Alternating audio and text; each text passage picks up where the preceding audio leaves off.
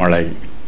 அப்பொழுது கர்த்தர் மோசேயை நோக்கி, நீ அதிகாலமே எழுந்திருந்து போய் பார்வோனுக்கு முன்பாக நின்று எனக்கு ஆராதனை செய்ய என் ஜனங்களை அனுப்பிவிடு. விடாதிருந்தால் பூமியெங்கும் என்னைப் போல வேறொருவரும் இல்லை என்பதை நீ அறியும்படிக்கு இந்த முறை நான் சகலவித வாதைகளையும் உன் இருதயத்திலும் உன் ஊழியக்காரர் மேலும் உன் ஜனங்கள் மேலும் அனுப்புவேன். நீ பூமியில் இராமல் நாசமாய் போகும்படி நான் என் கையை நீட்டி உன்னையும் உன் ஜனங்களையும் கொள்ளை நோயினால் வாதிப்பேன்.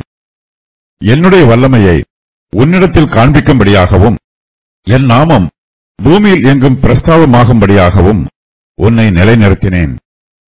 நீ என் ஜனங்களை போக விடாமல் இன்னும் அவர்களுக்கு விரோதமாய் உன்னை உயர்த்துகிறாயா? எகிப்து தோன்றிய நாள் முதல் இதுவரைக்கும் அதில் பெய்யாத மிகவும் கொடிய கல்மழையை நாளை இந்நேரம் பெய்ய பண்ணுவேன். இப்பொழுதே ஆள் அனுப்பி உன் மிருக ஜீவன்களையும் வெளியில் உனக்கு இருக்கிற யாவையும் சேர்த்துக்கொள்.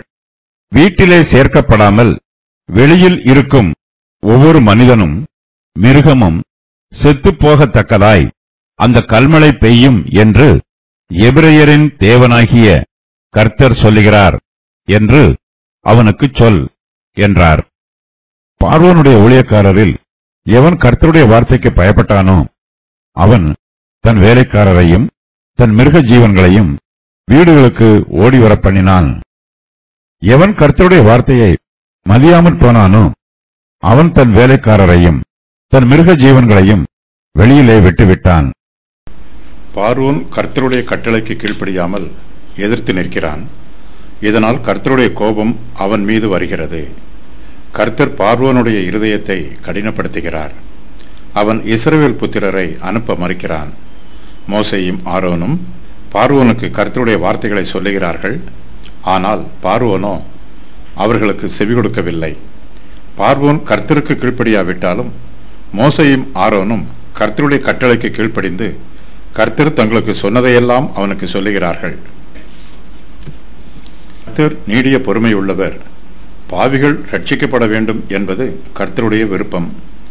பாவிகளும் துன்மார்க்கரும் தேவனுடைய கிருபைகளை பெற்றுக்கொண்டு தங்கள் பாவங்களுக்கும் அக்கிரமங்களுக்கும் மனம் திரும்ப வேண்டும் என்று கர்த்தர் எதிர்பார்க்கிறார். ஆனால் பாவிகளில் அநேகர் கர்த்தருடைய கிருபைகளையும் இரக்கங்களையும் அசட்டை பண்ணி தங்கள் பாவங்களுக்கு மனம் திரும்ப மறுக்கிறார்கள். பாவிகள் தங்கள் பாவங்களுக்கு மனம் திரும்பாமல் போனாலும் கர்த்தர் அவர்களை உடனே தண்டித்து சங்காரம் பண்ணி விடுவதில்லை. அவர்கள் எப்படியாவது மனம் திரும்புவார்கள் என்று கர்த்தர் நீடிய பொறுமையோடு காத்திருக்கிறார். பாவிகளை அழித்து போட வேண்டும் என்பது கர்த்தருடைய விருப்பம் அல்ல. பாவிகள் தங்கள் பாவங்களுக்கு மனம் திரும்பி ஜீவனை பெற்றுக்கொள்ள வேண்டும் என்பதே கர்த்தருடைய விருப்பம். கர்த்தர் இதுவரையிலும் 6 தடவை மோசேயை பார்வோனுக்கு முன்பாக அனுப்பினார்.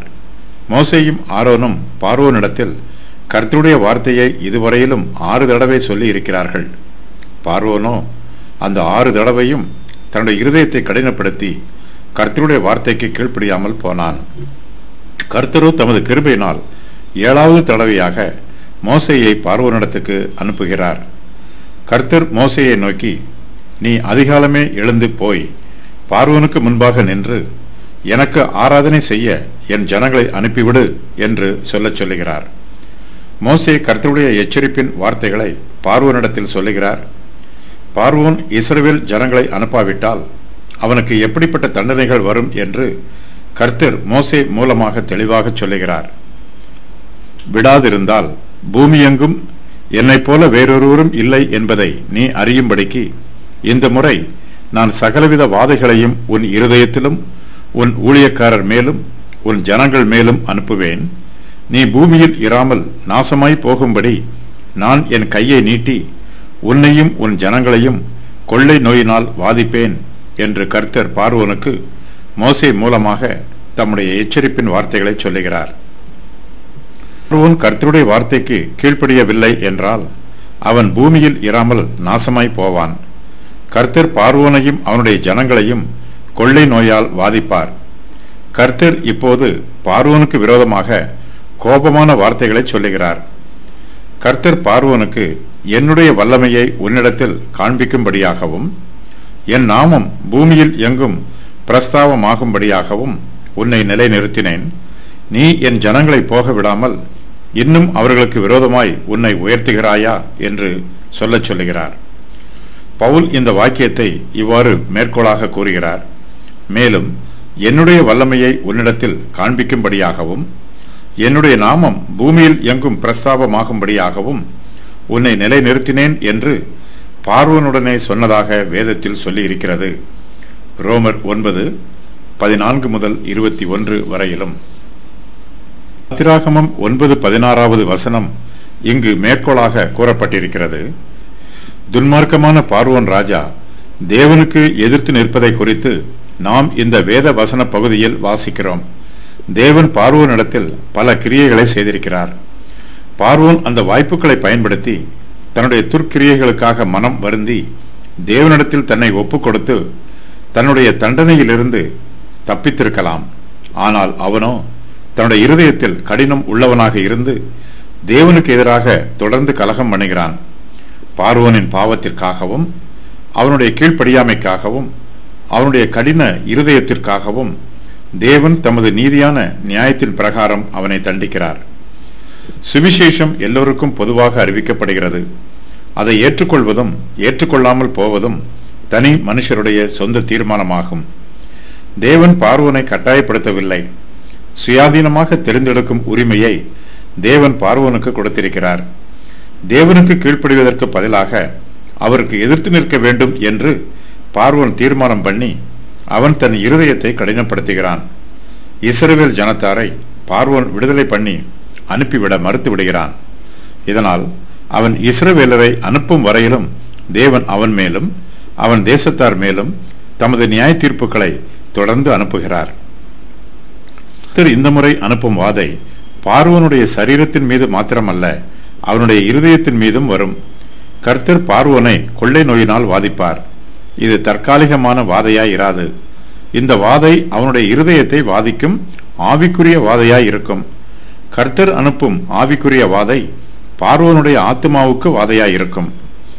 பார்வோன் கர்த்தருடைய கட்டளைக்கு கீழ்ப்படியவில்லை என்றால் இந்த உலகத்தின் சரித்திரத்தில் கீழ்ப்படியாதவர்களுக்கு அவன் அடையாளமாக சொல்லப்படுவான். கீழ்ப்படியாதவர்கள் மீது கர்த்தர் அனுப்பும் வாதைகளுக்கு பார்வோனுக்கு வரும் வாதைகள் அடையாளமாய் இருக்கும். இந்த பூமி எங்கும் கர்த்தரை போல நீதியான தேவன் வேறு ஒருவரும் இல்லை. இந்த பிரபஞ்சத்தின் ஜனங்கள் இந்த சத்தியத்தை அறியும் போது இந்த பூமி எங்கும் பார்வோனைப் போல மோசமான மனுஷன் ஒருவனும் இல்லை என்பதையும் அறிந்து கொள்வார்கள். இதற்காகவே கர்த்தர் பார்வோனை நிலைநிறுத்தி இருக்கிறார். கர்த்தர் தம்முடைய வல்லமையை பார்வோனிடத்தில் காண்பிக்கும்படியாகவும் தம்முடைய நாமம் பூமியில் எங்கும் பிரஸ்தாபமாகும்படியாகவும் பார்வோனை நிலைநிறுத்தி இருக்கிறார். பார்வோனோ தனக்கு வரும் தண்டனைகளை அறிந்து கொள்ளாமல் தன்னை வீணாய் உயர்த்துகிறான். அவன் கர்த்தருக்கு கீழ்ப்படிய மறுக்கிறான். கர்த்தர் தம்முடைய சித்தத்தை நிறைவேற்றுவதற்காகவே பார்வோனை எகிப்து தேசத்தின் ராஜாவாக சிங்காசனத்திலே அமரச் செய்திருக்கிறார். தம்முடைய சித்தத்தை நிறைவேற்றுவதற்காகவே கர்த்தர் பார்வோனை நிலைநிறுத்தி இருக்கிறார். கர்த்தருடைய வல்லமையை பார்வோனிடத்தில் காண்பிக்க வேண்டும் என்பதே கர்த்தருடைய சித்தமாயிருக்கிறது. கர்த்தருடைய நாமம் பூமியில் எங்கும் பிரஸ்தாபமாக வேண்டும் என்பது கர்த்தருடைய சித்தம். அவருடைய நாமம் பிரஸ்தாபமாகும் போது அவருடைய சர்வ வல்லமையும் சர்வ ஆளுகையும் அவருடைய நீதியும் நியாயமும் இந்த பூமியில் எங்கும் பிரஸ்தாபமாகும். பார்வோனுடைய காலத்தில் மாத்திரமல்ல, சரித்திரத்தின் எல்லா காலங்களிலும் கர்த்தருடைய நாமம் பிரஸ்தாபமாகும். எகிப்து தேசத்திலே பார்வோன் மிகப்பெரிய ராஜாவாய் இருக்கிறான். இஸ்ரவேல் ஜனங்களோ அந்த தேசத்தில் ஆடுகளை மேய்க்கிற சாதாரண ஜனங்களாய் இருக்கிறார்கள். அவர்கள் எகிப்தியருக்கு அடிமைகளாய் இருக்கிறார்கள். ஆனால் பார்வோனோ அவர்களுக்கு விரோதமாக தன்னை உயர்த்துகிறான். தனக்கு அழிவு உண்டாவதற்காகவே பார்வோன் தன்னை உயர்த்துகிறான். எகிப்தின் ராஜாவாகிய பார்வோன் தன்னுடைய தேசத்திலே அடிமைகளாக இருக்கிற இஸ்ரவேல் புத்திரருக்கு விரோதமாய் தன்னை உயர்த்துவதாக நினைக்கிறான். ஆனால் பார்வோன் மெய்யாகவே தன்னை தேவனுக்கு விரோதமாக உயர்த்துகிறான். தேவனுக்கு விரோதமாக தங்களை உயர்த்துகிறவர்கள் சீரழிந்து போவார்கள். கர்த்தர் பார்வோனை நோக்கி, நீ பூமியில் இராமல் நாசமாய் போகும்படி நான் என் கையை உனக்கு விரோதமாக நீட்டுவேன் என்று சொல்லுகிறார். இந்த பூமியில் இதற்கு முன்பு கல் மழை பெய்திருக்கிறது. அது இயற்கையின் பிரமாணத்தினால் பெய்கிற கல்மழை. இப்போது எகிப்து தேசத்தின் மேல் பெய்ய போகிற கல் மழையோ கர்த்தருடைய நியாய தீர்ப்பினால் பெய்கிற கல் மழையாயிருக்கும். இந்த கல் மழையை பற்றி சொல்லும்போது எகிப்து தோன்றிய நாள் முதல் இதுவரைக்கும் அதில் பெய்யாத மிகப்பெரிய கல்மழை என்று சொல்லுகிறார். தேவன் தம்முடைய செயலுக்கு மறுபடியும் ஒரு காலத்தை நிர்ணயம் பண்ணுகிறார். இதுவரையிலும் நாளைக்கு என்று பொதுவாக கூறியவர் இப்பொழுது நாளை இந்நேரம் என்று நேரத்தை மிகவும் துல்லியமாக குறித்து விடுகிறார். வானத்திலிருந்து மழை துளிகள் பூமிக்கு கீழே இறங்கி வரும்போது அவை குளிர்ந்த மண்டல பகுதியின் வழியாக வரும்போது மழை துளிகள் ஆலங்கட்டிகளாகும். இந்த கல்மழை வெளியின் பயிர் வகைகளை அழித்து போட்டு மரங்களை முறித்து போடுகிறது. கர்த்தர் எகிப்து தேசத்தின் மீது தம்முடைய கோபமான வார்த்தைகளை சொல்லும்போது தம்முடைய கிருபையையும் இரக்கத்தையும் வெளிப்படுத்துகிறார். கர்த்தர் நாளை இந்நேரம் கல்மழையை பெய்ய பண்ணுவேன் என்று சொல்லும்போது அந்த கல்மழைக்கு தப்பிப்பதற்கான உபாயத்தையும் சொல்லுகிறார். எபிரெயரின் தேவனாகிய கர்த்தர் பார்வோனுக்கு இப்பொழுதே ஆள் அனுப்பி உன் மிருக ஜீவன்களையும் வெளியில் உனக்கு இருக்கிற யாவையும் சேர்த்துக்கொள்.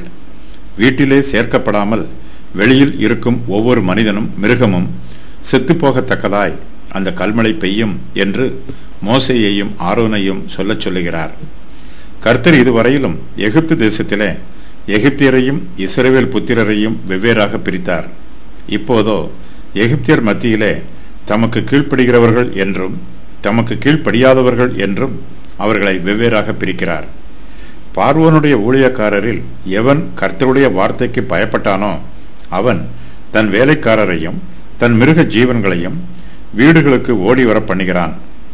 எவன் கர்த்தருடைய வார்த்தையை மதியாமற் போனானோ அவன் தன் வேலைக்காரரையும் தன் மிருக ஜீவன்களையும் வெளியிலே விட்டு விடுகிறான்.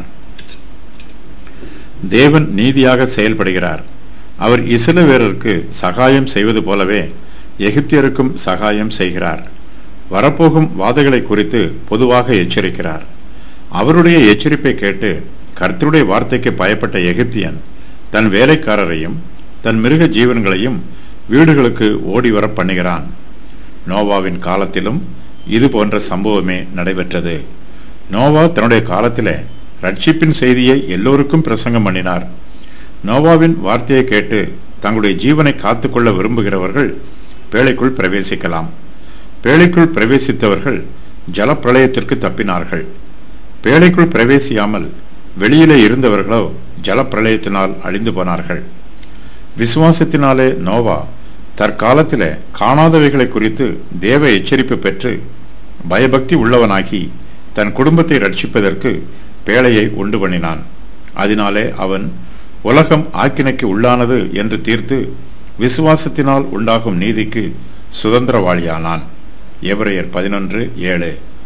பார்வோன் கர்த்தருடைய வார்த்தையை அசட்டை பண்ணுகிறான். அவன் கர்த்தருடைய கட்டளைக்கு கீழ்ப்படிய மறுக்கிறான். ஆனாலும் பார்வோனுடைய ஊழியக்காரரில் சிலர் கர்த்தருடைய வார்த்தைக்கு பயப்படுகிறார்கள். அப்படிப்பட்டவர்கள் கர்த்தருடைய வார்த்தைக்கு மதிப்பு கொடுக்கிறார்கள். மற்றவர்கள் பார்வோனைப் போலவே கர்த்தருடைய வார்த்தையை அசட்டை பண்ணுகிறார்கள்.